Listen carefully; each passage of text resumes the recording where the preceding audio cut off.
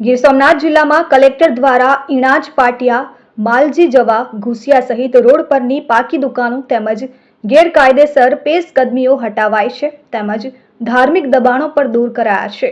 ત્યારે કોંગ્રેસ અગ્રણી હીરાભાઈ જોટવાએ તેમજ કોંગ્રેસ અગ્રણીઓએ આ સ્થળોની રૂબરૂ મુલાકાત લઈ અને લોકોની વાત સાંભળી તેઓને વૈકલ્પિક જગ્યાઓ મળે તેવી તંત્ર પાસે વિનંતી કરી છે અને ડિમોલિશનને રાજકીય ઇશારે ડિમોલિશન થયું હોવાનો પણ આક્ષેપ કર્યો છે।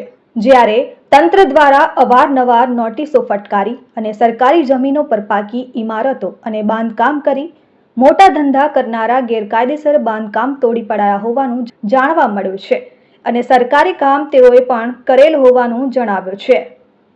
આજ રોજ કોંગ્રેસ પરિવારના અગ્રગણી આગેવાનો સાથે વેરાવળ તાલુકાના ઇણાજ ગામનું, તાલાળા તાલુકાનો ઉમરેઠી માલજીજવા અને ઘુસિયા ગામમાં સરકારે જે આડેધડ ડિમોલિશન કર્યું છે એ પેશકદમીના નામે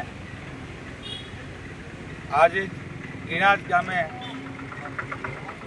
ઝૂંપડી ઉપર તમામ લોકોને મળતા એમને સાંત્વન આપી એમની વાત સાંભળી તો એમની હૈયાવરાળ એ હતી કે 29 વર્ષ જેવા સમયથી જેમની રોજીરોટી કોઈની કેબિન ઉપર, દુકાન ઉપર, શાક બકાલા ઉપર, પાનનો ગલ્લો હોય યા તો દૂધ કોલ્ડ ડ્રિંકની કોઈ જગ્યા હોય એવી 21 જગ્યાઓ કોઈ પણ જાતના જાણ કર્યા સિવાય તોડી કાઢી। નોટિસ આપવામાં એમને આવી હતી એ પછી જ્યારે લોકો મળવા જાય કલેક્ટર સાહેબને રજૂઆત કરે એ જોવા આવવાની ખાતરી આપે એ જોવા આવવાને બદલે ક્યાંક રાજકીય ઇશારે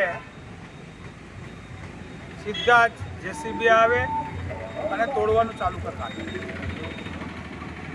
આ ગામ ઇણાજની વેદના એ છે કે જે ગામમાંથી લગભગ 300 એકર જમીન અશ્વકેન્દ્રને એટલે કે સરકારને આપી। ઇણાજ તથા ઉમરેઠી ખાતે જે આપણે દબાણો હટાવ્યા છે એ વર્ષો જૂના પાકા દબાણો, કોઈ હંગામી દબાણો હતા, પાકા દબાણો હતા। ત્યાં રાસાયણિક ખાતર, દવાઓ, પેસ્ટિસાઇડની દુકાનો હતી, સિમેન્ટની દુકાન હતી, એને ટૂંકમાં વ્યાપારિક મોટા કહી શકાય એવા એ દબાણો હતા।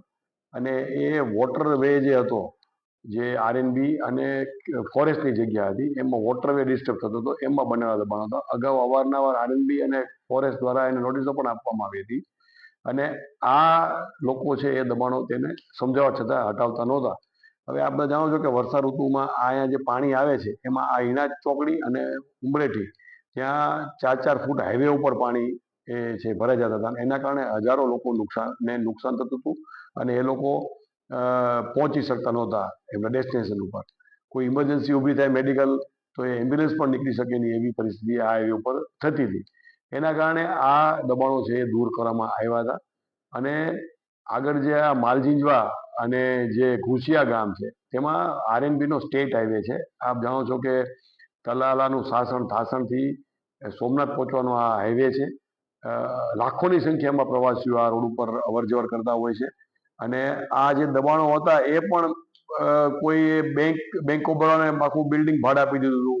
પછી મગફળીના ઓઇલનું કારખાનું હતું, એગ્રો ફર્ટિલાઇઝર, હાર્ડવેર, બેંક, રમકડાની દુકાનો, plywood, welding shop, agriculture machine repairing, એવા મોટી મોટી દુકાનો હતી અને એના કારણે એ લોકો એક તો દબાણને બહાર પાછું પોતાનું હંગામી સ્ટ્રક્ચર ઊભું કરે એટલે હાઈવે એકદમ સાંકડો થઈ ગયો હતો। અવારનવાર અકસ્માતો પણ અહીંયા થતા હતા, બ્લાઇન્ડ સ્પોટ પણ ઊભા થતા હતા। એટલે ડ્યુ પ્રોસેસ નોટિસો આપી, પહેલાં સમજાવી અને પછી આ ખાલી કરેલ છે અને આ માલજીવામાં અને ઘુસિયામાં તો અમુક જે છે એમાંથી 60 થી 70% લોકોએ તો સ્વેચ્છાએ પોતાના દબાણ દૂર કરી દીધા છે। Dikshita Parmar, RN news, Gir Somnath.